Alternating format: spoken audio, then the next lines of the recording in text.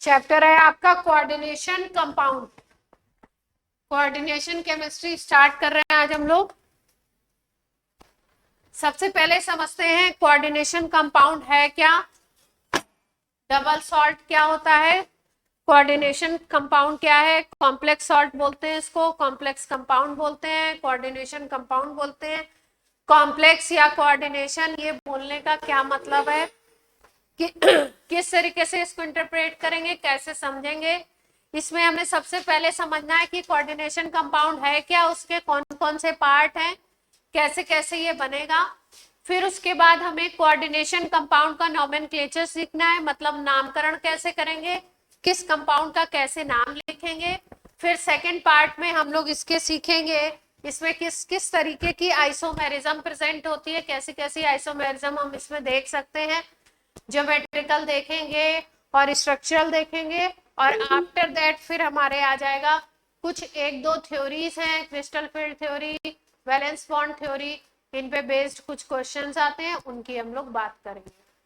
Chapter बहुत simple है और बहुत ही अच्छा चैप्टर है, ध्यान से समझेंगे तो पूरा चैप्टर आपको आसानी से समझ में आ जाएगा। कोई दिक्कत वाली बात नहीं है, कुछ चीजें हैं जिनको आपको याद करना है। चलिए तो स्टार्ट करते हैं हम लोग कोऑर्डिनेशन कंपाउंड या कोऑर्डिनेशन केमिस्ट्री क्या है। जैसे दो एग्जांपल लेते हैं। अगर हम लोग बात करें, जैसे हम बात करते हैं एलम की बात करते हैं, तो एक एलम होता है पोटाश एलम। कौन सा एलम है? Potash alum. अगर पोटाश एलम की बात करो तो इसका फॉर्मूला होता है K2SO4 Al2SO4 whole thrice dot 24H2O। ये जो सॉल्ट है जिसको हम पोटाश एलम बोल रहे हैं, ये सॉल्ट दो सॉल्ट से मिलके बना हुआ है। पोटेशियम सल्फेट और एल्युमिनियम सल्फेट दोनों से मिलके बना हुआ है, इसलिए इस सॉल्ट को हम बोलते हैं डबल सॉल्ट। क्या बोलते हैं इसको हम लोग? Double salt. डबल सॉल्ट नाम क्यों दिया? क्योंकि प्रिपेयर्ड फ्रॉम टू सॉल्ट्स। कौन कौन से दो सॉल्ट थे? एक था आपका पोटेशियम सल्फेट और दूसरा था आपका एल्यूमिनियम सल्फेट। तो डबल सॉल्ट की क्या खास बात है? दो सॉल्ट से मिलके बनेगा। दूसरी खास बात यह है कि डबल सॉल्ट को अगर आप पानी में डालोगे, सॉल्यूशन बनाओगे, तो उस सॉल्ट में जितने भी आयंस हैं वो सब में ब्रेक हो जाएगा। मतलब अगर आप इस एलम को डालते हो पानी में तो ये कैसे ब्रेक होगा, देखिए।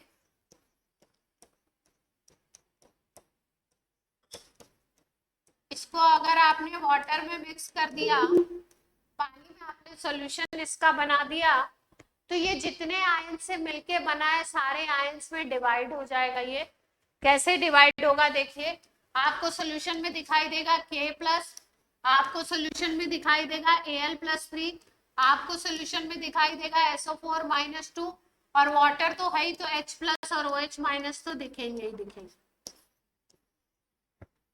इसका मतलब डबल सॉल्ट ऐसा सॉल्ट है जो दो सॉल्ट से मिलके बनेगा। दूसरी चीज, जब इसको वाटर में डिसॉल्व करोगे तो ये जितने भी आयंस से मिलके बना हुआ है वो आयंस में ब्रेक हो जाएगा, सारे के सारे आयंस में ब्रेक हो जाएगा। ये है डबल सॉल्ट। ये डबल सॉल्ट का एक एग्जांपल है पोटाश एलम। ठीक है, तो डबल सॉल्ट क्या होता है? Prepared from the two salt. जैसे ये एग्जांपल हमने लिया पोटाश एलम, पोटेशियम सल्फेट और एल्युमिनियम सल्फेट से मिलके बना है। और डबल सॉल्ट की एक और खासियत क्या है, when dissolve in water divides into या डिसोसिएट्स इनटू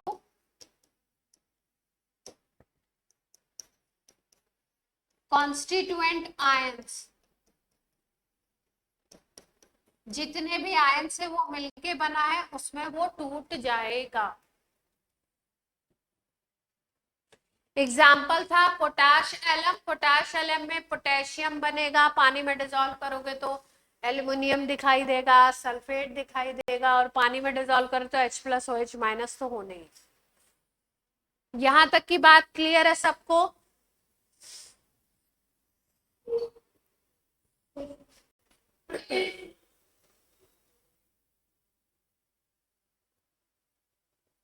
नोट हो गया?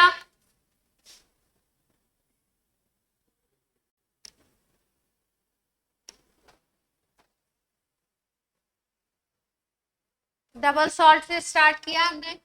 अब जैसे एक और एग्जांपल है डबल सॉल्ट का, जिसको हमको लैब में जिसको देखने को मिलेगा हमको, उसको लैब में लिखा रहता है FAS। क्या लिखा रहता है? FAS, फेरस अमोनियम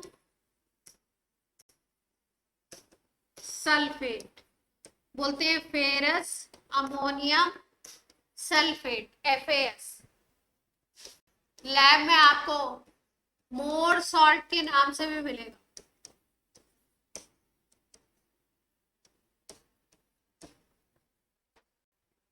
टाइट्रेशन में यूज होता है। फॉर्मूला अगर देखें तो होता है FeSO4 NH4 whole twice SO4 dot 6H2O होते हैं।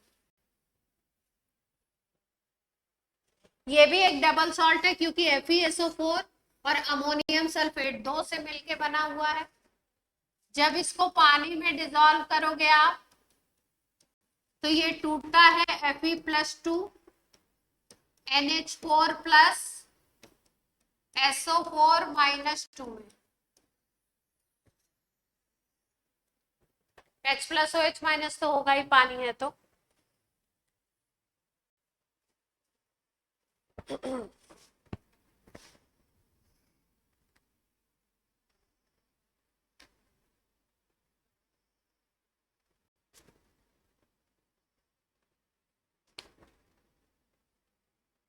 ठीक है। जितने आयन है सब में टूट जाएगा ना। आयरन फेरस सल्फेट है तो Fe+2, सल्फेट है तो SO4-2, अमोनियम सल्फेट है तो अमोनियम प्लस, और सल्फेट है तो SO4-। ठीक है। तो डबल सॉल्ट के बारे में एक और बात की जाती है, बोला जाता है loose their identity in solution. आपने ऐसे इसका क्रिस्टल देखा तो आपने देखा फेरस सल्फेट अमोनियम सल्फेट, उसके साथ 6H2O अटैच है ना। आपको आयरन और सल्फेट अलग अलग नहीं दिख रहे हैं, लेकिन जैसे ही आपने उसको सोल्यूशन में डाला, पानी में डाला, सोल्यूशन बनाया, वैसे ही वो अपनी फेरस सल्फेट की आइडेंटिटी को खत्म करके फेरस आयन, अमोनियम आयन और सल्फेट आयन में ब्रेक हो जाता है। मतलब सॉल्यूशन में अपनी आइडेंटिटी को खत्म कर देता है, आयंस के फॉर्म में आ जाता है। ये पॉइंट भी नोट कर लीजिए। Double salt loose their identity in the solution.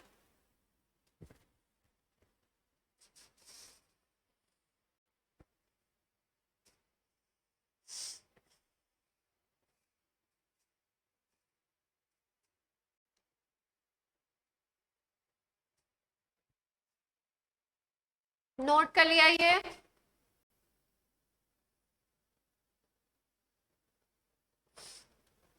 Online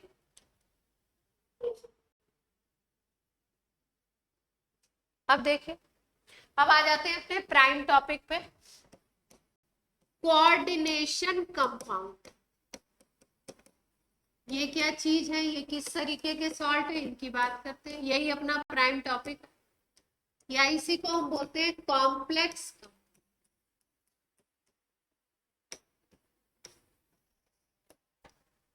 coordination compound या कॉम्प्लेक्स कंपाउंड अगर आप लेते हो तो उसको अगर सॉल्यूशन में डिसॉल्व करते हो तो वो पूरे तरीके से अपने आइडेंटिटी को लूज नहीं करता, अपनी पूरी पहचान को वो खत्म नहीं करता है। तो पहला पॉइंट है, they do not loose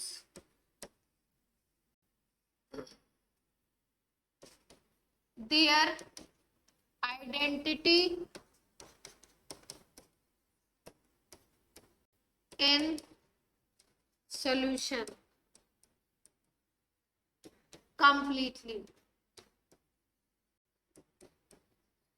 break होगा, ऐसा नहीं है कि ब्रेक नहीं होगा, लेकिन कॉम्प्लेक्स कंपाउंड की एक पहचान होती है, उस पहचान को खत्म नहीं करेगा। क्या है देखिए ध्यान से, एग्जाम्पल से पहले समझेंगे फिर लिखेंगे। जैसे K4 FeCN होल 6, ये एक कंपाउंड है, और कैसा कंपाउंड है, इसको हम बोलते हैं कोऑर्डिनेशन कंपाउंड। ये एक कोऑर्डिनेशन कंपाउंड का एग्जाम्पल है, ठीक है। तो अगर ये सिंपल सॉल्ट होता या डबल सॉल्ट होता, इसको पानी में डिसॉल्व करते ये पोटेशियम बनाता, ये आयरन बनाता, ये Cn माइनस बनाता, ठीक है। लेकिन क्योंकि कोऑर्डिनेशन कंपाउंड है, तो कोऑर्डिनेशन कंपाउंड कभी भी सारे आयंस में ब्रेक नहीं होता है। जब इसको आप पानी में डिसॉल्व करोगे तो ये टूटेगा, लेकिन अपनी आइडेंटिटी को पूरे तरीके से खत्म नहीं करेगा। क्या बनाता है ये देखिए, ये बनाएगा पोटेशियम के 4 आयन 4K प्लस और FeCN होल 6 -4। इसका मतलब जब भी कॉम्प्लेक्स कंपाउंड वाटर में डिसॉल्व किया जाएगा तो वो एक नॉर्मल आयन बनाएगा और एक, इसको बोलते हैं कॉम्प्लेक्स आयन, एक कॉम्प्लेक्स आयन बनाएगा। ये कैसा कंपाउंड था, कॉम्प्लेक्स कंपाउंड था। जब टूटा तो कैसे आयन में टूटा, कॉम्प्लेक्स आयन में टूटा। ये Fe और Cn माइनस अलग अलग नहीं हुए। सॉल्यूशन में जब आप देखोगे तो पोटेशियम के आयन दिखाई देंगे और FeCN होल 6 -4, ये वाला बड़ा आयन ये दिखाई देगा। नोट कर लीजिए इस लाइन को।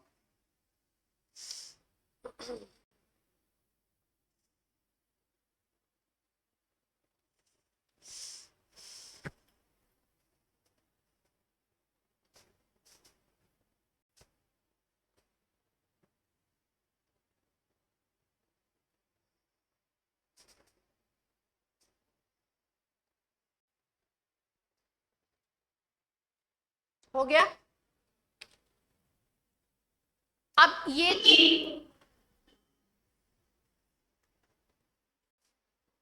किसकी आवाज, किसकी आवाज थी इतनी। अब ये तो हमने समझा क्या चीज, कि जब सॉल्यूशन में आप डालोगे तो ये कैसा आपको दिखाई देगा, किस तरीके का आयन प्रोड्यूस करेगा। तो आप क्या बताएंगे, कॉम्प्लेक्स कंपाउंड को या कोऑर्डिनेशन कंपाउंड को जब आप सॉल्यूशन में डालते हैं तो एक सिंपल आयन मिलेगा और एक आपको कॉम्प्लेक्स आयन मिलेगा, जिस कॉम्प्लेक्स आयन को हम लोग डिनोट करते हैं इस बड़े ब्रैकेट से। बड़े ब्रैकेट के अंदर कॉम्प्लेक्स आयन को शो किया जाता है, ठीक। अब ये तो सॉल्यूशन की बात थी। बेसिकली अगर कोऑर्डिनेशन कंपाउंड को आप बोल रहे हो तो कोऑर्डिनेशन कंपाउंड में होता क्या क्या है ये समझते। कोऑर्डिनेशन कंपाउंड की अगर बात करो तो इसमें क्या क्या होगा इसकी बात करते हैं। एक एग्जांपल लेते हैं, इसी का यही एग्जांपल ले लेते हैं।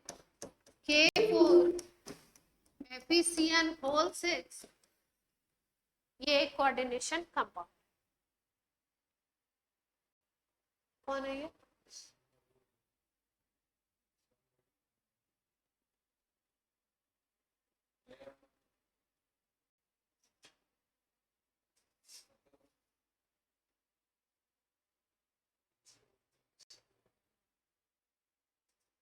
अरे कौन somebody RIP के उससे आईडी से ज्वाइन कर रहा है?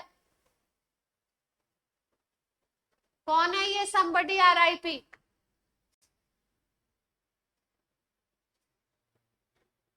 कोई नहीं है? चलो टॉपिक पे आ जाते हैं। देखो कोऑर्डिनेशन कंपाउंड में इसको बोलते हैं, ये जो ब्रैकेट लगा हुआ है इसको बोलते हैं कोऑर्डिनेशन स्फीयर। बड़े ब्रैकेट को क्या बोलोगे? Coordination sphere. इस बड़े ब्रैकेट के बाहर जो आयन होगा, जैसे पोटेशियम आयन यहाँ पे बाहर है, तो इसको बोलते हैं काउंटर आयन या को आयन।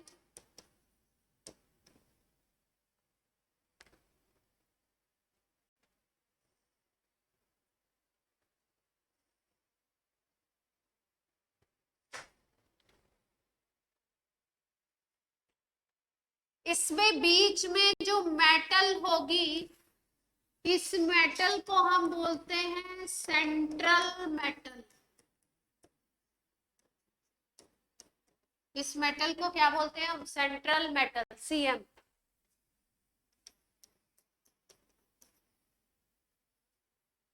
कोऑर्डिनेशन कंपाउंड में सेंटर में सेंट्रल मेटल होगी स्फीयर के अंदर।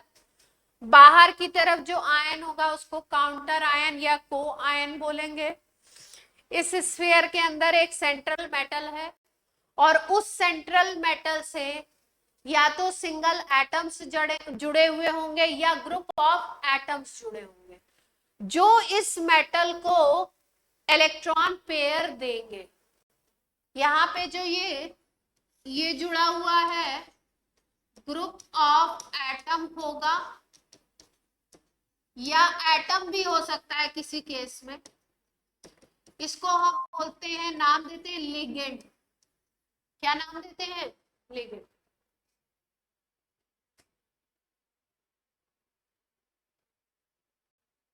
ये जो लिगेंड है ये एसोसिएट होता है, इट इज एसोसिएटेड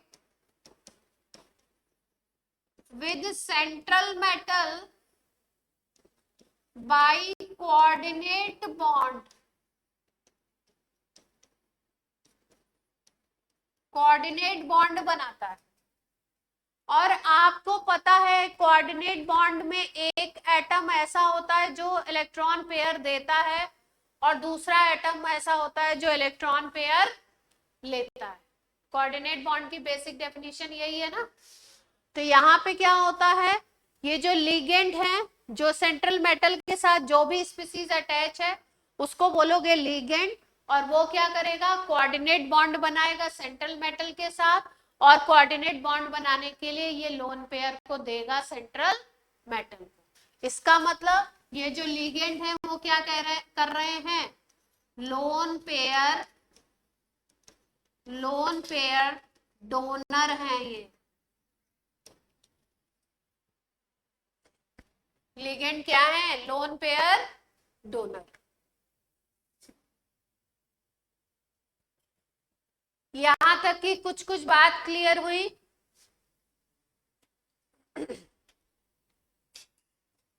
यहां तक बात क्लियर है?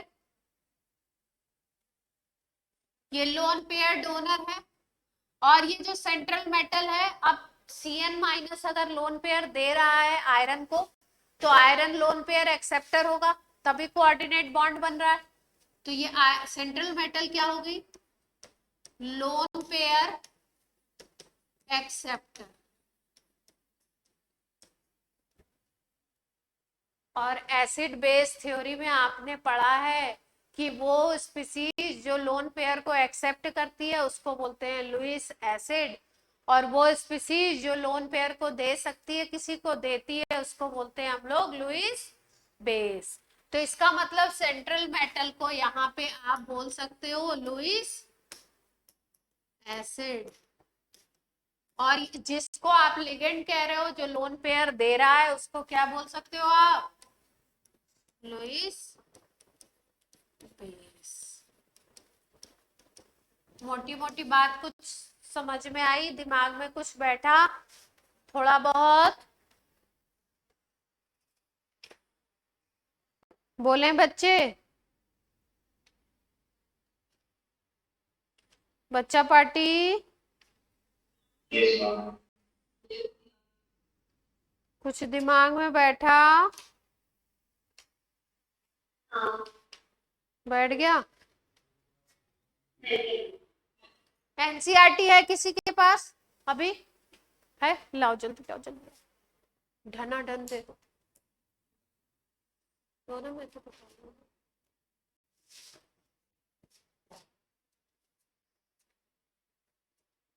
इसमें डेफिनेशन बहुत तरीके से, अच्छे तरीके से दी।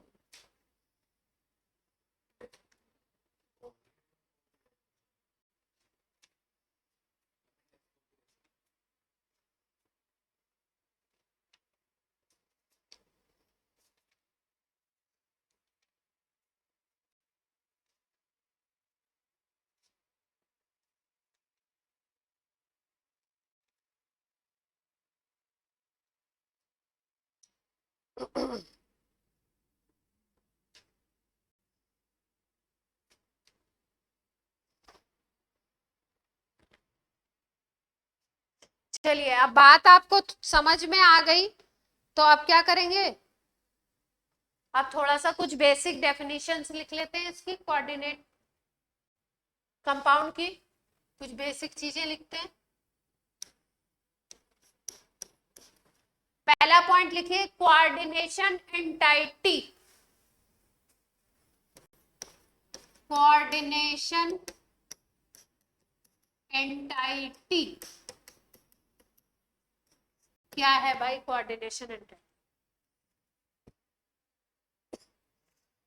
Coordination entity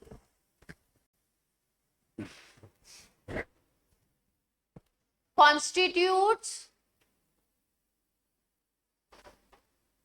central metal atom or ion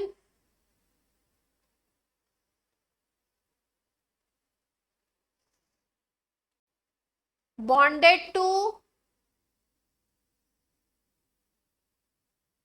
fixed number of ions or molecule.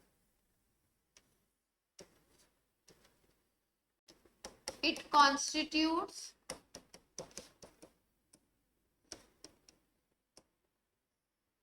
central metal atom or ion and fixed number of ions or molecules associated with CM. कहने का मतलब क्या है कि कोऑर्डिनेशन एंटाइटी कौन सी चीज होगी? जैसे हमने बोला K4 FeCN होल 6, ये बोला हमने, है ना? तो इसमें कोऑर्डिनेशन एंटाइटी क्या होगी? सेंट्रल मेटल आयरन, उसके साथ जुड़े हुए आयन, ये पूरा क्या हो जाएगा? Coordination entity.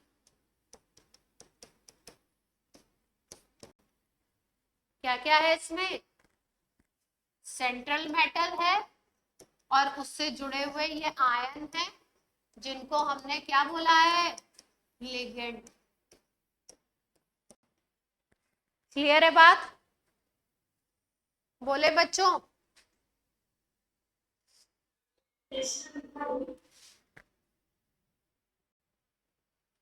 जो बच्चे पहली बार पढ़ रहे हैं वो बता दें, उनको क्लियर है? जैसे नोट हो गया यहाँ तक? जैसे मान लो हमने लिखा NiCO होल 4, ऐसे लिखा है कंपाउंड, ठीक है। तो बड़े ब्रैकेट के अंदर जो भी चीज है ये पूरी चीज हो गई कोऑर्डिनेशन एंटाइटी। तो इस कंपाउंड में कोऑर्डिनेशन एंटाइटी ये पूरी हो गई। इसमें देख रहे हैं आप काउंटर आयन कोई भी नहीं दिखाई दे रहा है, बाहर वाला कोई आयन नहीं है। ये ब्रैकेट के अंदर ये निकिल यहाँ पे है Cm सेंट्रल मेटल, और यहाँ पे जो ये CO है जिसको कार्बोनिल बोलते हैं ये है लिगेंड। कार्बोनिल क्या है? लिगेंड। और इन दोनों को मिला करके क्या बन गई है? Coordination entity. क्लियर है? तो कोऑर्डिनेशन एंटाइटी पॉजिटिव भी दिख सकती है, नेगेटिव भी दिख सकती है, न्यूट्रल भी दिख सकती है। यहाँ पे अगर हम देखें तो कोऑर्डिनेशन एंटाइटी कैसी दिख रही है? न्यूट्रल। इसके पहले वाले केस में कोऑर्डिनेशन एंटाइटी कैसी थी? नेगेटिव आयन वाली थी ना, मतलब एनायन भी हो सकता है, नेगेटिव चार्ज वाली भी हो सकती है कोऑर्डिनेशन एंटाइटी।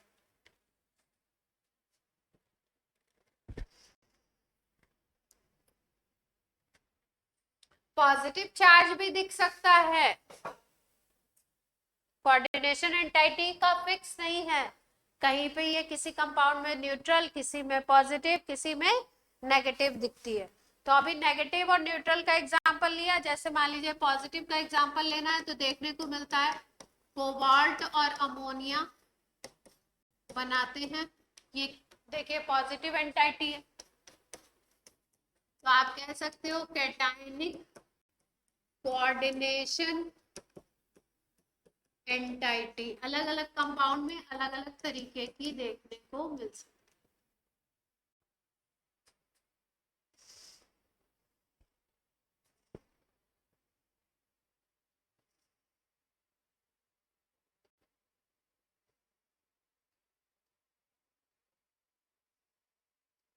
ठीक है। सेकंड डेफिनेशन है सेंट्रल मेटल।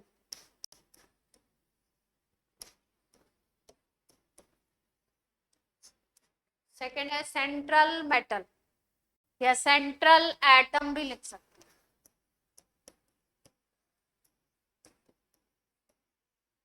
या सेंट्रल आयन भी लिख सकते हो, चार्ज भी हो सकता है उसके ऊपर। क्या है ये?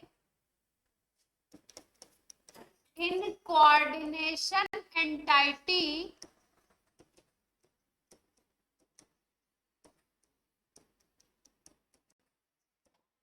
Metal atom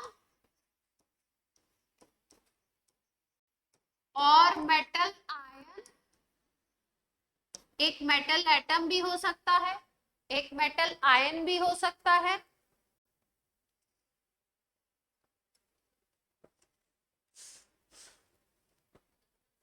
which is attached to fixed number of ions और atoms, जो फिक्स नंबर ऑफ आयन या एटम से जुड़ा हुआ है, and it gain electron from these ligand. ये जो एटम या आयन जुड़े हुए उनको लिगेंड बोलते हैं, और उन लिगेंड से ये सेंट्रल मेटल इलेक्ट्रॉन गेन करती है। इसका मतलब सेंट्रल मेटल को आप क्या कह सकते हो? Lewis acid.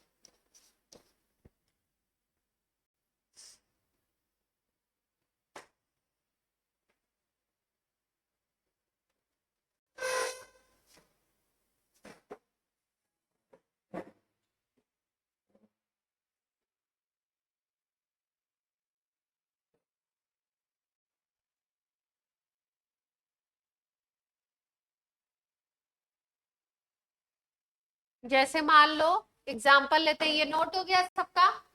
सेंट्रल मेटल क्या है? एग्जाम्पल लेते हैं, जैसे मान लो NiCl2H2O होल ट्वाइस, ये कोई कॉम्प्लेक्स है, ठीक है। तो देखिए ये पूरी चीज हो गई, ये पूरी की पूरी चीज हो गई कोऑर्डिनेशन एंटाइटी, ठीक है। ये बात सबको समझ आती है? जो बड़े ब्रैकेट के अंदर पूरी की पूरी चीज है उसको बोला कोऑर्डिनेशन एंटाइटी। जो मेटल अंदर दिखाई दे रही है, निकेल जो होगा इसके ऊपर +2 चार्ज होगा, ये है आपका सेंट्रल आयन। क्या बोलोगे इसको? Central ion. यहां पे Cl- दिखाई दे रहे हैं दो, और दो वाटर मॉलिक्यूल दिखाई दे रहे हैं। Cl- और दो वाटर मॉलिक्यूल दिखाई दे रहे हैं, ये दोनों जो होंगे इनको बोलेंगे लिगेंड। इनको क्या नाम दोगे? लिगेंड। सेंट्रल मेटल के साथ कोऑर्डिनेशन स्फीयर के अंदर जो भी आयन या एटम जुड़ा होगा, न्यूट्रल एटम भी हो सकता है, आयन भी हो सकता है, न्यूट्रल मॉलिक्यूल भी हो सकता है, जो भी जुड़ा हुआ होगा वो सारे के सारे क्या कहलाएंगे? लिगेंड।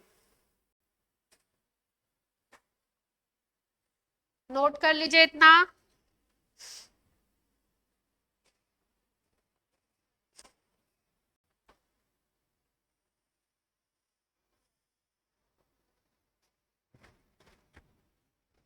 लिगेंड की डेफिनेशन लिख लीजिए, पता तो चल गई है पर फिर भी लिख लीजिए, लिगेंड किसको बोलते?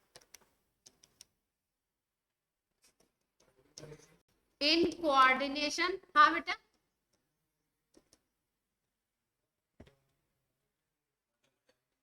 हाँ हाँ, ये लिगेंड की थर्ड होगी, दो ही कराई ना अभी तक, third.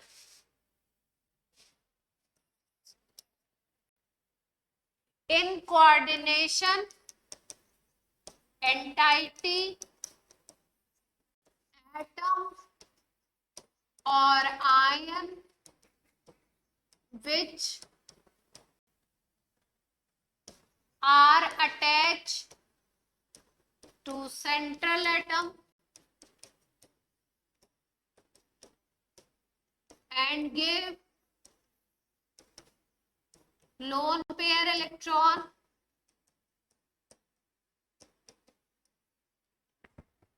to central atom are called ligand। इनको क्या बोलेंगे? ligand।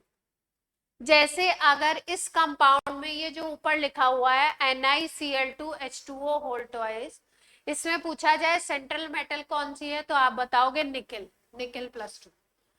आपका लिगेंड कौन कौन सा है तो आप बोलोगे Cl- और वाटर। लिगेंड कौन कौन से हो गए? Cl- और वाटर।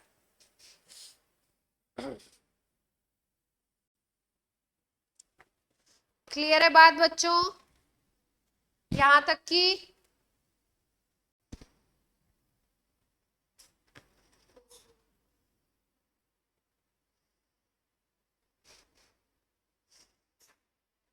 अब लिगेंड इलेक्ट्रॉन पेयर दे रहा है, इसका मतलब लिगेंड को हम लोग क्या बोल सकते हैं? लुईस एसिड बोल सकते हैं। तो ये लाइन भी लिख लीजिए, ligand can call as Lewis base होगा ना, जो लोन पेयर देता है वो लुईस बेस होता है।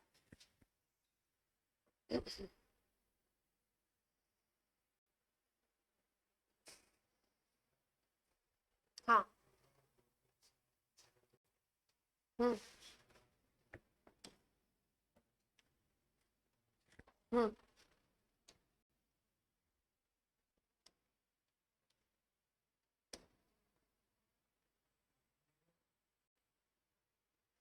लोन पेयर डोनर को लुइस बेस लिखवाया और लोन पेयर एक्सेप्टर को लुइस ऐसे, यही होता है।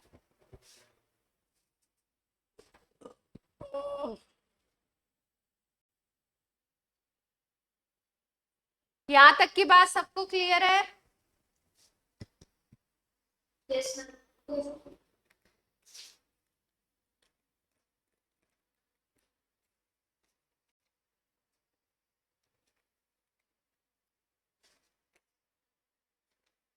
जैसे एक एग्जांपल लेते हैं,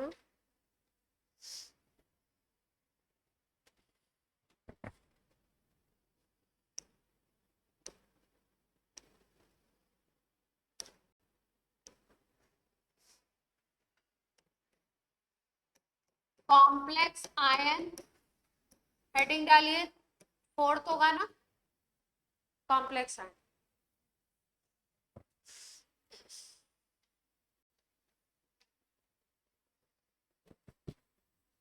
when we dissolve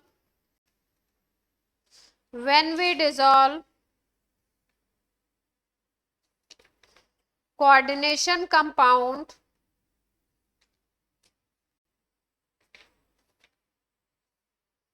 in water,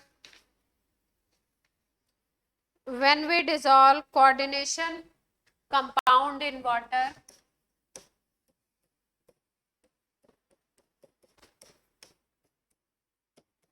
coordination compound in water,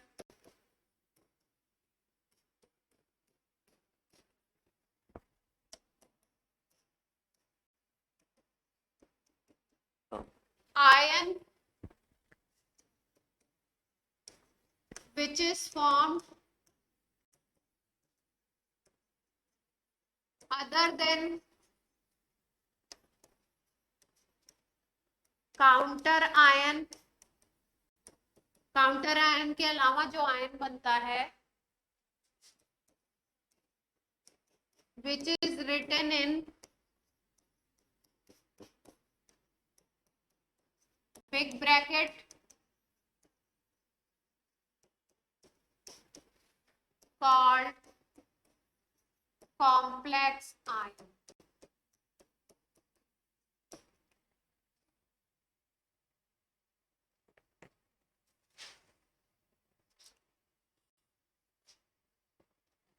जैसे मान लो एग्जांपल लेते हैं, CO Cl NH3, एक कंपाउंड है CO Cl NH3 होल 5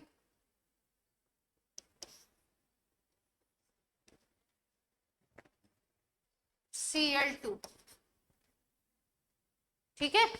तो देखो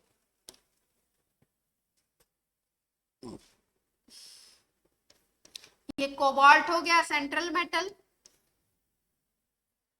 कोऑर्डिनेशन स्फीयर के अंदर, कोऑर्डिनेशन एंटाइटी के अंदर जो डी ब्लॉक का एलिमेंट होगा, जो मेटल होगा, वो इन जनरली क्या होगा, सेंट्रल मेटल या सेंट्रल एटम।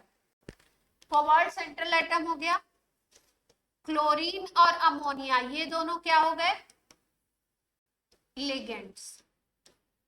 दो तरीके के लिगेंड्स हैं, 5 अमोनिया लगे हुए हैं और एक क्लोरीन लगा हुआ है, दोनों को क्या बोलेंगे, लिगेंड्स। अब कोऑर्डिनेशन स्फीयर के जो बाहर आयन होगा, यहाँ पे जो Cl माइनस होगा बाहर वाला, अंदर वाला Cl माइनस लिगेंड की तरह काम करेगा। जो बाहर Cl माइनस है इसको बोलोगे काउंटर आयन। क्या बोलोगे बाहर वाले को, काउंटर आयन।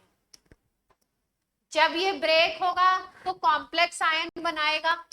कैसे, जो बड़े ब्रैकेट के अंदर है चीज वो पूरी की पूरी बना लेगी कॉम्प्लेक्स आयन और बाहर वाली चीज अलग हो जाएगी।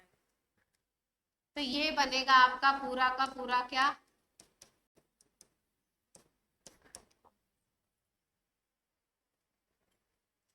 क्लियर है?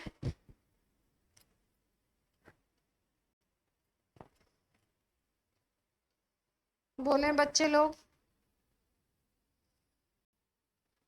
Yes, sir. यहां तक कोई दिक्कत?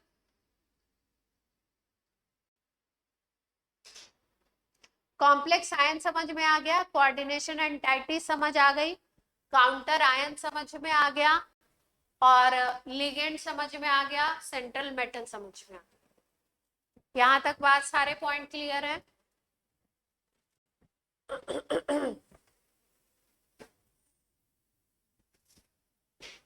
4 पॉइंट हो गए, 5वें पे आते हैं, 5वीं डेफिनेशन। एक को बोलते हैं होमोलेप्टिक कॉम्प्लेक्स। कॉम्प्लेक्स कंपाउंड में भी दो तरीके के, एक को बोलोगे होमोलेप्टिक कॉम्प्लेक्स और एक को बोलोगे हेट्रोलिप्टिक। होमोलिप्टिक क्या है देखिए, व्हेन ligands are of, या ऐसे लिख लो, when all ligands are same। जब सारे लिगेंड सेम होंगे तो कॉम्प्लेक्स को क्या बोलोगे? होमोलेप्टिक। कैसे? एग्जाम्पल से समझते हैं, जो एग्जाम्पल अभी लिया था, K4 FeCN होल 6, ये था काउंटर आयन। काउंटर आयन कौन सा था? पोटेशियम। आयरन +2 था सेंट्रल मेटल। यहाँ पे जो लिगेंड है वो 6 Cn- है। Cn- क्या है? लिगेंड है। तो आप देखो इस कॉम्प्लेक्स में लिगेंड क्या है? 6 के 6 Cn- ही है, मतलब सारे लिगेंड क्या है? सेम हो गए। 6 लगे हुए और 6 के 6 क्या है? सेम है, Cn- है। तो ऐसे कॉम्प्लेक्स को बोलोगे होमोलेप्टिक कॉम्प्लेक्स। नोट कर लीजिए।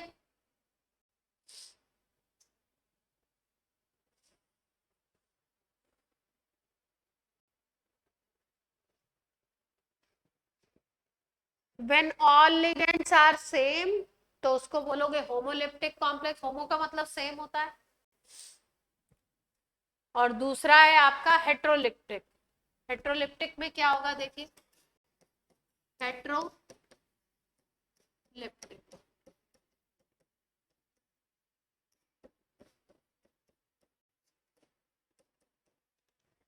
हेट्रोलिप्टिक कॉम्प्लेक्स।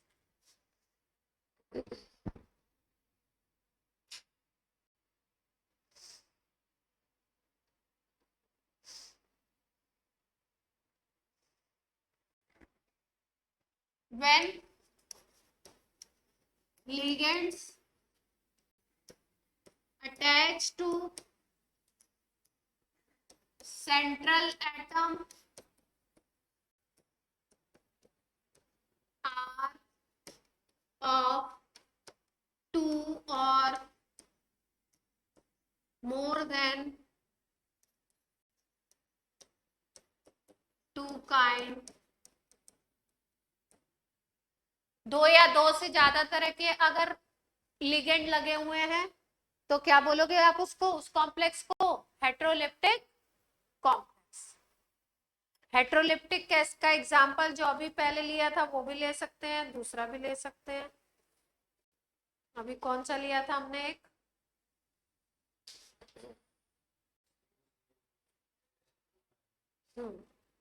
हाँ, ये वाला लिया था ना।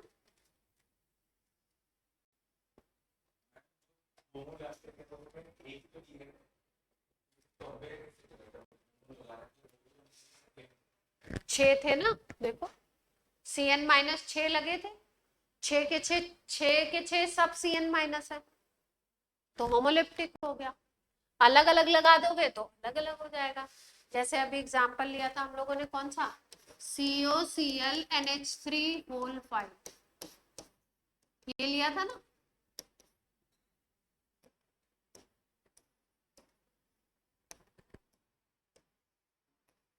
ये लिया था। तो इसमें लिगेंड कौन कौन से दिखाई दे रहे हैं? एक तो Cl माइनस लिगेंड है और एक अमोनिया लिगेंड है। 5 अमोनिया के हैं, Cl माइनस का एक है, तो 2 तरीके के हो गए ना लिगेंड। 2 तरह के हो, 3 तरह के हो, 4 तरह के हो, तो सब किस में आएगा? हेट्रोलिप्टिक। अगर सेम टाइप का लिगेंड मतलब सेम लिगेंड है तो क्या बोलेंगे? होमोलिप्टिक। नोट कर लीजिए।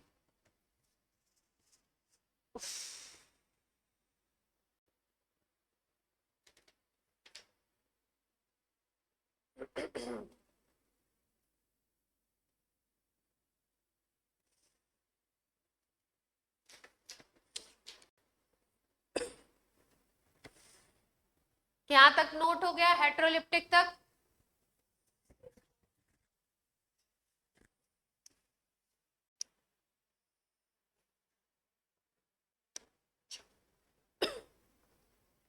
अब एक क्वेश्चन करते हैं, छोटा सा क्वेश्चन करते हैं, फिर आगे और भी डेफिनेशन है वो कराते हैं।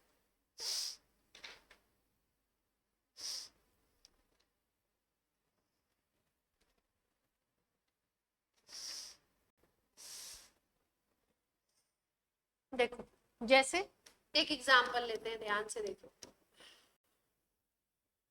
हमने बोला कि एक कॉम्प्लेक्स लिया हमने कोबाल्ट का, कोबाल्ट NH3 होल 6, यहाँ पे ले लिया Cl, ठीक है। अब बोल रहे हैं इसके रिएक्शन करा रहे हैं हम सिल्वर नाइट्रेट से। किससे रिएक्शन करा रहे हैं? सिल्वर नाइट्रेट, ठीक। तो पूछ रहे हैं कि AgCl के कितने मॉलिक्यूल प्रोड्यूस होंगे, या AgCl के कितने मोल बनेंगे अगर इसका हमने 1 मोल लिया है।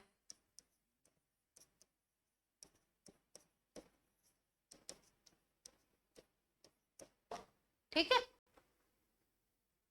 तो इस सवाल को कैसे सोचना है आपको कि अगर आप सॉल्यूशन में ले जाओगे, रिएक्शन कराओगे, तो ये टूटता कैसे है? देखिए NH3 होल 6 Cl3, अगर ये सॉल्यूशन में जाएगा तो पहले टूटेगा। टूटेगा कैसे? देखिए CONH3 होल 6 और ये पूरा का पूरा कॉम्प्लेक्स अलग होगा और ये Cl माइनस अलग हो गया है ना।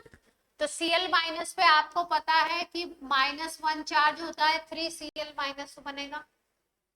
अब आपको पता है अगर ये कंपाउंड न्यूट्रल दिखाया जा रहा है, पूरा कंपाउंड न्यूट्रल है, इसका मतलब जितना माइनस चार्ज उतना ही क्या होना चाहिए? Positive charge. तो इस कॉम्प्लेक्स पे आप प्लस का 3 चार्ज लगा दीजिए, ठीक। अब कॉम्प्लेक्स से आपको मतलब नहीं है, आपको मतलब है AgCl बनेगा AgNO3 की रिएक्शन से। AgNO3 जब Cl माइनस से रिएक्शन करता है, AgNO3 अगर आप किसी सॉल्यूशन में डालते हो और अगर वहां पे Cl माइनस है, तो ये सीधे सीधे 1 मोल से 1 मोल रिएक्ट करेगा। मतलब अगर ये 1 मोल है तो ये 1 मोल रिएक्ट करेगा और 1 मोल AgCl बना देगा। AgCl का व्हाइट PPT बनेगा, ठीक है। इस क्वेश्चन में आपसे पूछा क्या गया है? बोला गया ये 1 मोल दिया गया है, तो अगर ये 1 मोल ब्रेक हो रहा है, ध्यान से देखिए, ये अगर 1 है तो ये भी 1 है, और ये कितना है? मोल कॉन्सेप्ट सिंपल अगर लगाएं तो 3 है। इसका मतलब अगर तुमने ये 1 मोल लिया तो ये कॉम्प्लेक्स आयन 1 मोल बनेगा, क्लोराइड आयन 3 मोल बनेगा, ठीक है। और आपको पता है AgNO3 एक्सेस में दिया है, ज्यादा दिया गया है, तो 3Cl माइनस, एक Cl माइनस एक AgNO3 से मिलके 1 मोल AgCl बना रहा है। तो 3 अगर Cl माइनस फ्री हो रहे हैं तो 3 से कितने बनेंगे? 3 AgCl बनेंगे। अगर आप 3 मोल ले लेते हो किसके? AgNO3 के, तो वो आपके Cl माइनस के 3 मोल से जो रिएक्शन में बन रहे हैं, रिएक्ट करके AgCl के 3 मोल बना। तो आंसर क्या हो जाएगा आपका? AgCl कितना बनेगा YPPT 3।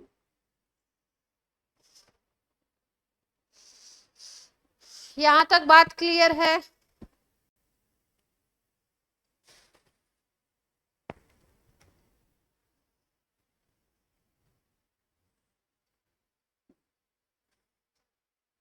क्या हुआ?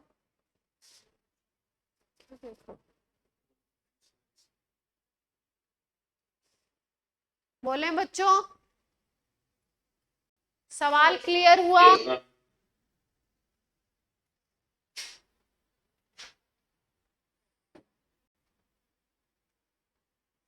जेई में इस पे कई बार जेई मेंस में एडवांस में भी सवाल आए हैं इस तरह के। तो क्या है, सिंपल ब्रेकिंग है। और अगर आपको रिएक्शन पता है कि Cl-AgNO3 से 1 मोल से रिएक्ट करके 1 मोल AgCl बनाता है, तो आप फटाफट से कर।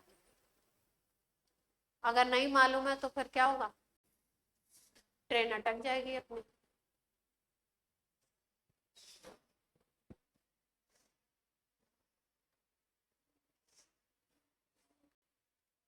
ठीक है।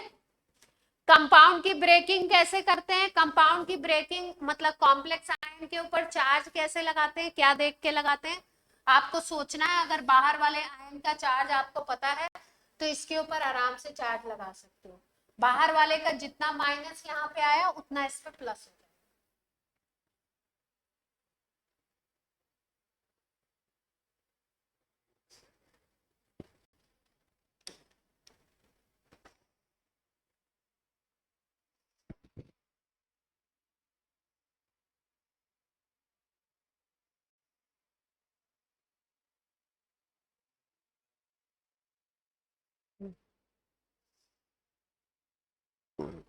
बोलो।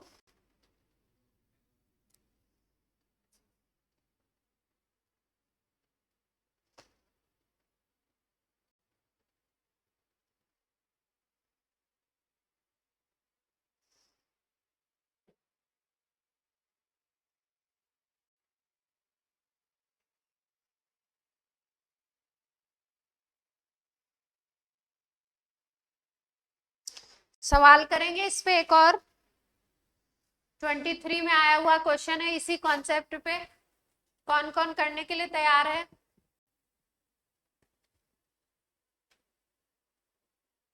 Hello hello. Yes. एकदम सेम कॉन्सेप्ट का क्वेश्चन है, ट्राई करिए। सवाल लिखती हूँ मैं।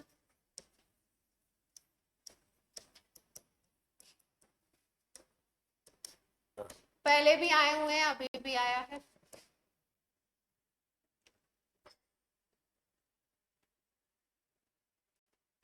चलिए, क्वेश्चन है वॉल्यूम इन ml निकालना है of 0.1 m AgNO3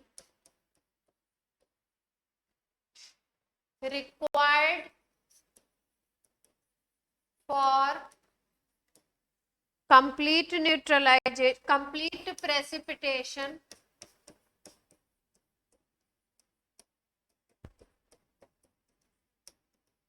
of chloride ions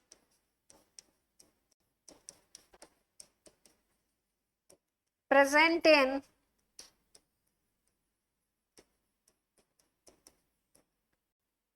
20 ml present in 20 ml of 0.1 m 0.01 m solution of CrH2O whole 5 Cl2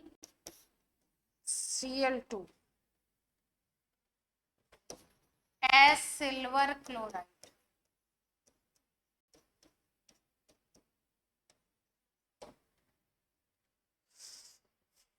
is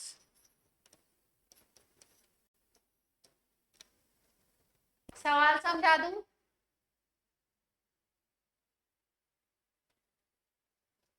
समझाया जाए? देखो, अभी मैंने आपको मोल कॉन्सेप्ट का कॉन्सेप्ट समझाया था कि जितने Cl माइनस होंगे उतने ही AgNO3 खर्च होंगे, उतने ही मोल, और उतने ही मोल आपका AgCl बनेगा। यहाँ पे क्वेश्चन में अगर ध्यान से देखो तो वॉल्यूम पूछा गया है, AgNO3 का मोलैरिटी दी हुई है, तो इसका मतलब ये है कि mole into molarity into volume जो होता है वो होता है आपका मिली मोल्स, है ना। तो जैसे आप मोल से रिलेट कर रहे थे वैसे ही आप मिली मोल से भी रिलेट कर सकते हो। कॉम्प्लेक्स जो है वो आपका ये दे रखा है, कॉम्प्लेक्स का वॉल्यूम भी दे रखा है और मोलैरिटी भी दे रखी है, तो मिली मोल्स निकाल सकते हो आप कॉम्प्लेक्स के। उसके हिसाब से कॉम्प्लेक्स को तोड़ो, कितने Cl माइनस निकलते हैं उसके अकॉर्डिंग आपको रिलेट करना है। मतलब जितने Cl माइनस बनेंगे उतने ही आपके AgNO3 के मोल्स होंगे। दोनों को बराबर करके वॉल्यूम ऑफ AgNO3 निकालना है।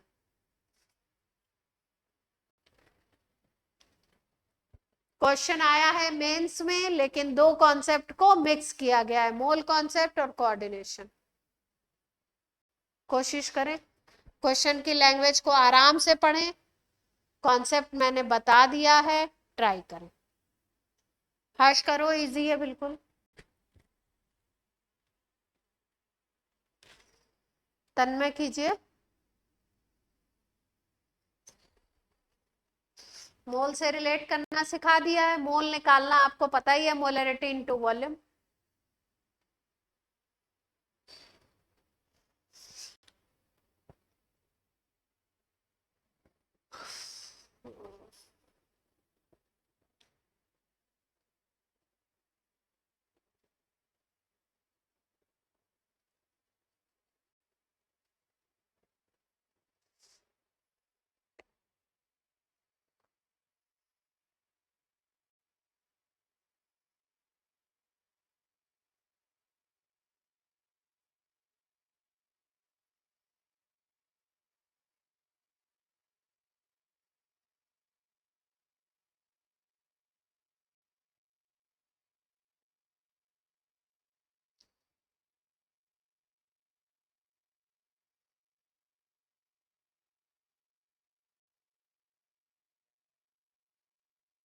टेन आ रहा है, मुझे नहीं पता, आंसर देखती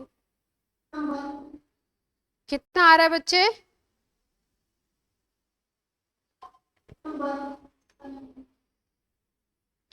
ना 1 आ रहा है ना 10 आ रहा है।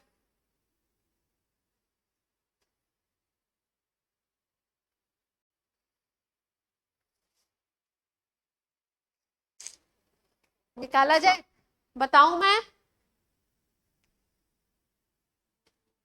मान्य आया, अंश, आशय, वेरोनिका, कात्यायनी, आ गया आशय।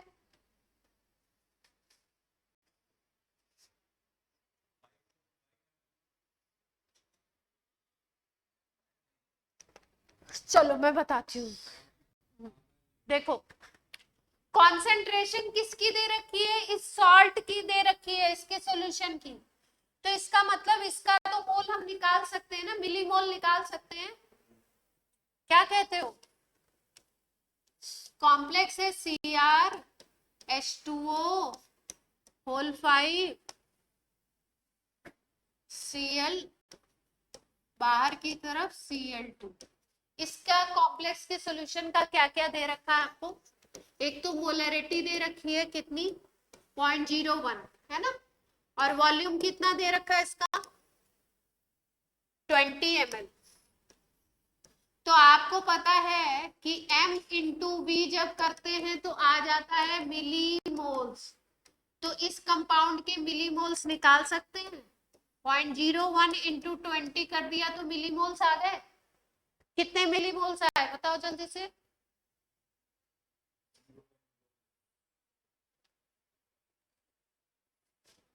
0.2 आएंगे ना। क्या दिक्कत है?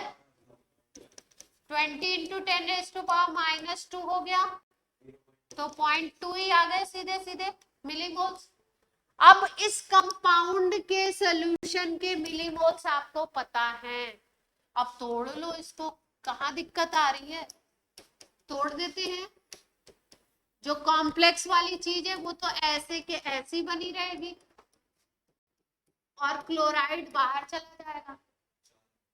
तो अगर आप ध्यान से देखो तो अगर ये 1 मोल है, अगर ये 1 है तो ये कितना है आयन, ये भी 1 है, पर क्लोराइड कितना है 2 मोल, और हमें कंपाउंड में दिया कितना हुआ है 0.2 मोल दिया हुआ है, तो इसका डबल Cl माइनस होगा। ये बात सबको क्लियर है, इसका डबल Cl माइनस होगा। तो अगर ये 0.2 है तो ये होगा 0.2 और ये होगा 0.2 इंटू 2 0.4। कोई प्रॉब्लम? यानी कि आपके क्लोराइड माइनस के मोल्स कितने आ गए 0.4। अब रिएक्शन के बारे में आपको मालूम है कि AgNO3 react with Cl minus and forms AgCl। अगर ये 1 मोल है तो ये 1 मोल रिएक्ट करेगा तो ये 1 मोल बनेगा। ओके है यहाँ तक बात?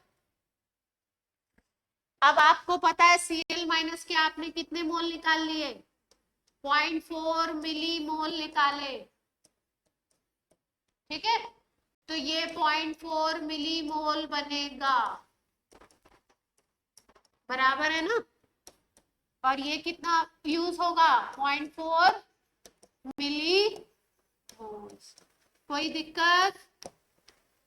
AgNO3 कितना यूज होगा उसका वॉल्यूम पूछा है, उसकी मोलरिटी गिवन है। तो आपने जब AgNO3 के मिली मोल्स निकाल लिए मतलब AgNO3 का मोलरिटी इनटू वॉल्यूम निकाल लिया, वो हो गया 0.4। तो AgNO3 का क्वेश्चन में मोलरिटी देख लीजिए 0.1 m दे रखी है और वॉल्यूम निकालना है आपको। देख पा रहे हैं सब लोग? मोलरिटी दी है 0.4, वॉल्यूम आपको निकालना है ml में, इज इक्वल टू हो गया 0.4। 0.1 दे रखा है, 0.1 नॉट 0.1 दे रखा है तो रख लेते हैं। तो वॉल्यूम कितना आ गया ml में, कितना आ गया 4 आ गया। बोलो बच्चों, सवाल डिफिकल्ट था या समझ में नहीं आया था कैसे अप्रोच करें?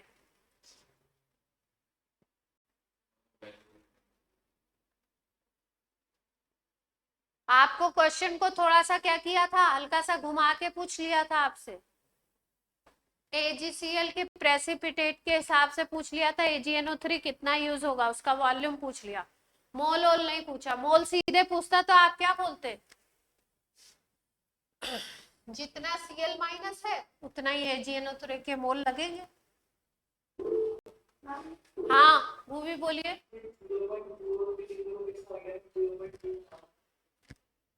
0.4 कैसे आ गया, 0.2 था तो देखो ध्यान से, ये देखो अगर ये वाला कंपाउंड 1 मोल होता तो ये Cl माइनस 2 मोल निकलते। ये बात क्लियर है मानवेंद्र? ये क्लियर है? तो अगर ये 1 मोल होता तो वो 2 मोल निकलता। यहाँ पे क्वेश्चन के अकॉर्डिंग ये 0.2 मोल है तो डबल निकलेगा ना Cl माइनस, तो डबल हो गया 0.2 का 0.4 हो गया। अब जितने दूसरी इक्वेशन ये वाली यूज करनी है, जितना Cl माइनस है उतना ही AgNO3 है, तो अगर ये 0.4 है तो ये भी कितना हो जाएगा 0.4। अब AgNO3 के मिलीमोल्स पता लग गए और AgNO3 की मोलरिटी दे रखी है, वॉल्यूम पूछा है, मोलरिटी इनटू वॉल्यूम, वॉल्यूम अगर ml में लेते हो तो ये निकलता है मिलीमोल्स। तो मिलीमोल्स हमने यहाँ से कैलकुलेट कर लिए थे, इक्वल कर दिए वॉल्यूम इनटू ml, निकल गया। और बोलो, और किसी को कोई प्रॉब्लम इस क्वेश्चन में?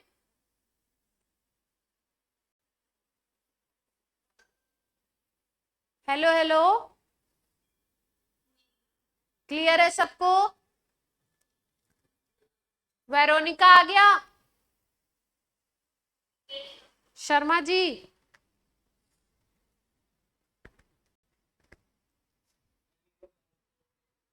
हाँ मानवेंद्र बोलिए, क्या कह रहे हैं? लास्ट स्लाइड पे जाना है, लीजिए।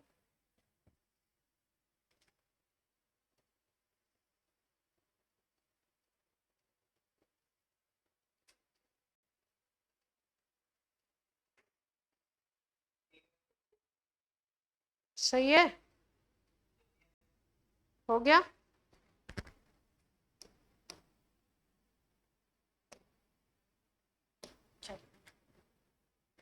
लास्ट टॉपिक कर लिया जाए।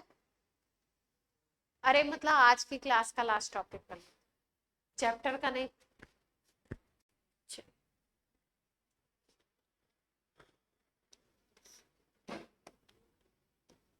हेडिंग डालिए, डेंटिसिटी। कितने पॉइंट कर लिए थे हमने डेफिनेशन में? 6 हो गए थे। 7 पॉइंट डालीजिए, डेंटिसिटी।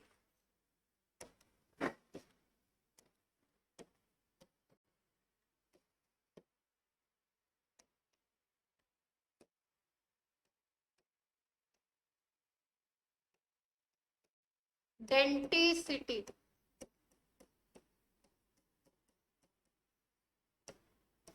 डेंटिसिटी क्या है? देखो, दांत से समझ में आता है, कुछ डेंटल फॉर्मूला इस तरीके की कुछ बात हो रही है ना? अब अपना तो जो टीथ का सिस्टम होता है वो क्या होता है, सारे के सारे एक साथ एसोसिएटेड फॉर्मेट होता है ना।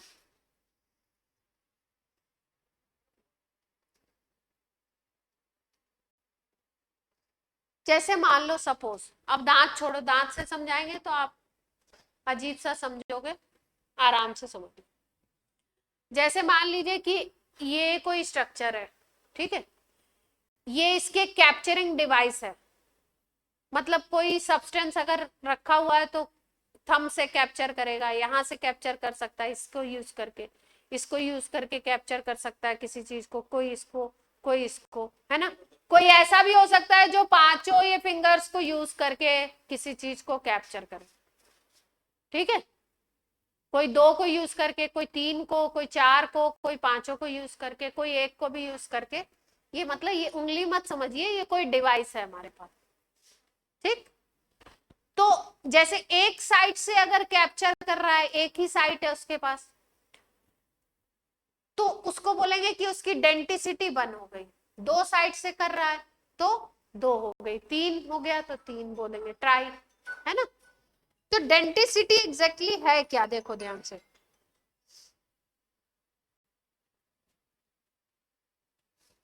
कॉम्प्लेक्स कंपाउंड की बात हो रही है, तो कॉम्प्लेक्स कंपाउंड में डेंटिसिटी है क्या? अब कौन है?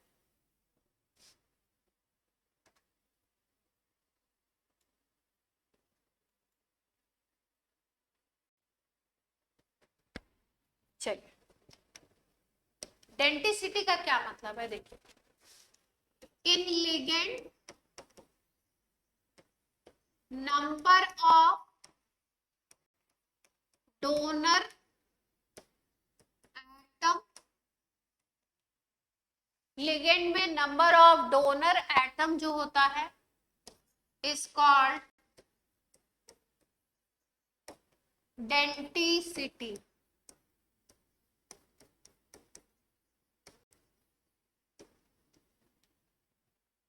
ठीक है, जैसे मान लो एग्जाम्पल, मान लो हमने बोला अमोनिया लिगेंड है।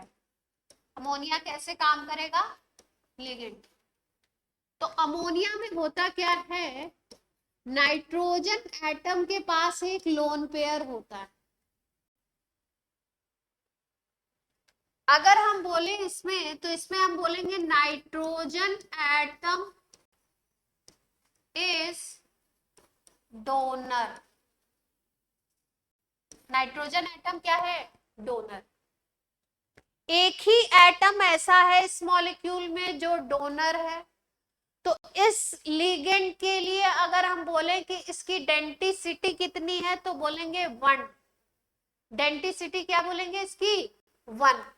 और इस लिगेंड को बोलेंगे मोनोडेंटेट लिगेंड। क्या बोलेंगे इस लिगेंड को? Monodentate ligand. क्या मतलब है? When ligand have only one donor atom,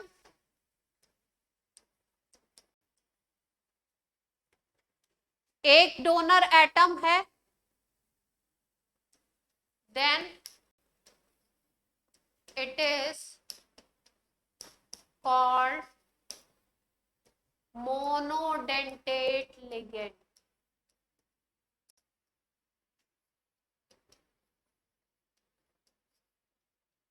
कैसा लिगेंड बोला जाएगा? मोनोडेंटेट। लोन पेयर से मतलब नहीं है कितने लोन पेयर है उसके पास, 2-3 भी हो सकते हैं, लेकिन लिगेंड कैसा होगा? अगर उसके पास डोनर एटम एक ही है, मान लो मेरे पास ये 2 हाथ है, ठीक है, लेकिन मैं देने का काम, किसी को कुछ देना है तो मैं राइट हैंड से ही करती हूँ, लेफ्ट हैंड को मैं कभी यूज ही नहीं करती, या मेरे पास लेफ्ट हैंड नहीं है ऐसे सोचो, तो एक ही मेरे पास डोनर एटम है, एक ही डोनर साइट है, इधर से ही मैं देती हूँ किसी को कुछ देना है तो इसका मतलब मैं कैसी हो गई? मैं अगर लिगेंड की तरह काम करूंगी तो मैं क्या हो गई? मोनोडेंटेट।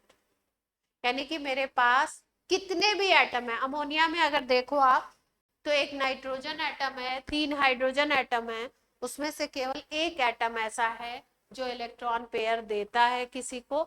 इसका मतलब इसके पास डोनर साइट केवल एक है, डोनर एटम केवल एक है, तो ऐसे लिगेंड को बोलोगे मोनोडेंटेट लिगेंड। क्लियर है बात? बोले बच्चों? Yes, ma'am.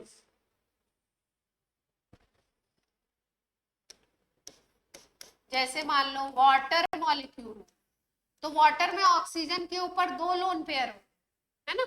लोन पेयर से मतलब नहीं किसके पास कितने लोन पेयर, ऑक्सीजन के पास 2 लोन पेयर, लेकिन हाइड्रोजन एटम नहीं देता है। इसमें कौन देता है लोन पेयर? डोनर एटम कौन है? Oxygen atom.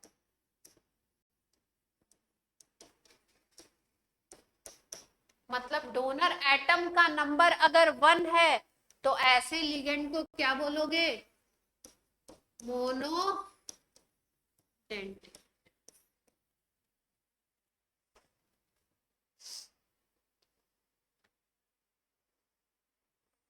क्लियर है? जैसे अगर Cl माइनस को देखो तो Cl माइनस के ऊपर 3 लोन पेयर होते हैं, इसमें तो कोई और एटम ही नहीं है, तो Cl ही देगा इलेक्ट्रॉन, तो इसका मतलब ये कैसा होगा? लोन पेयर इलेक्ट्रॉन देख करके मत घबराइएगा, क्या देखना है? डोनर एटम कितने हैं उसकी बेसिस से बोलेंगे मोनोडेंटेट। क्लियर है? मोनोडेंटेट डेंटिसिटी हो गई 1। अब बाइडेंटेट देखते हैं। Bidentate ligand. बाइडेंटेट क्या होगा?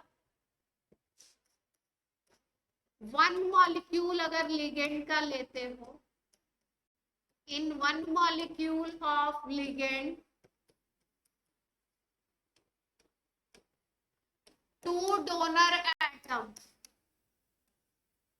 2 एटम ऐसे हैं जहां से वो इलेक्ट्रॉन दे सकता है, तो ऐसे लिगेंड को क्या बोलोगे? बाइडेंटेट। जैसे इसका सबसे अच्छा सस्ता सुंदर टिकाऊ एग्जांपल होता है इथाइलिन डाइएमीन, इसको शॉर्ट में हम लिखते हैं EN। स्ट्रक्चर देखिए कैसा है, CH2 double single bond CH2 NH2 और दूसरी तरफ भी NH2। ध्यान से देखिए, एक मॉलिक्यूल के अंदर दो नाइट्रोजन एटम ऐसे हैं जो लोन पेयर दे सकते हैं एक साथ। दो डोनर एटम हो गए, एक ये वाला नाइट्रोजन, एक ये वाला। Two donor atom. लिगेंड को क्या बोलेंगे? बाइडेंटेट या डाइडेंटेट भी कह सकते हैं।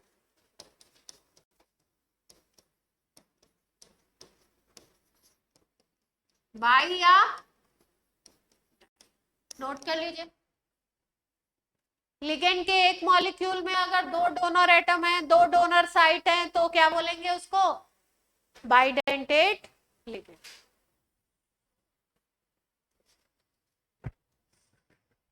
इथाइलिन डायमीन सबसे अच्छा इसका एग्जाम्पल है।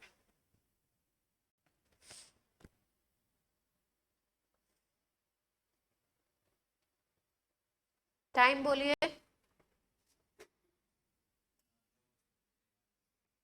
55 हो गए, एक और कर लो बस। नोट हो गए? बाइडेंटेट, बाई या डाई, डाई भी बोलते हैं।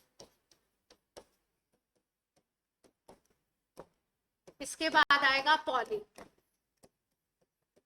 पॉलीडेंटेट। अगर डोनर एटम दो से ज्यादा हो गए, 3 4 5 6 हो सकते हैं। If donor atom are more than 2, दो से ज्यादा है अगर donor atom in one molecule of ligand,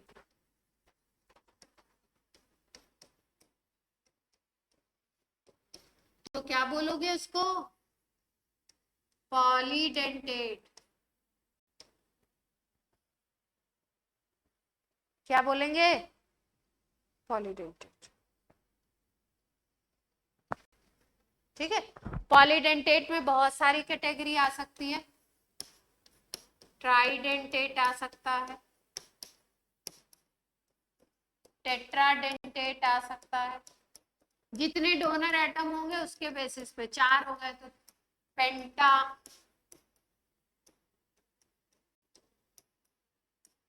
hexa. Polydentate में कई सारी कैटेगरी। ट्राई में डोनर एटम कितने होंगे? 3। टेट्रा में 4 हो जाएंगे डोनर एटम, पेंटा में 5, हेक्सा में 6। ठीक है। अब कल करेंगे इनके एग्जाम्पल और फिर कल प्रोसीड करेंगे नेमिंग की तरफ।